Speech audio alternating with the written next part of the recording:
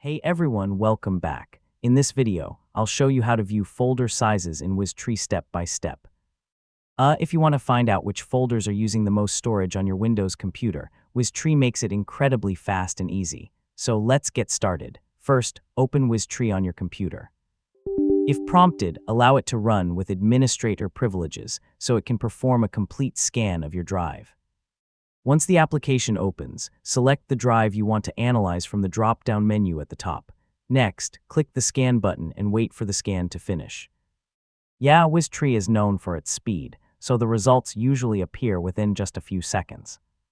After the scan is complete, you'll see the tree view, where folders are listed along with the amount of storage they use. Now, expand any folder by clicking the arrow next to its name.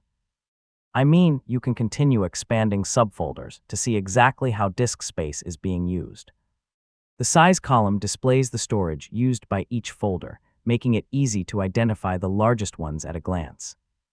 If you want to locate the biggest folders even faster, click the size column header to sort the results. You can also use the tree map at the bottom of the window, where larger colored blocks represent folders and files that occupy more disk space. After identifying large folders, review their contents carefully before moving or deleting anything. This helps you free up storage without accidentally removing important files. And that's it. You now know how to view folder sizes in WizTree and quickly identify which folders are using the most storage on your computer. If this tutorial helped you, don't forget to like the video, share it with your friends, and subscribe for more easy tech guides. Thanks for watching, and I'll catch you in the next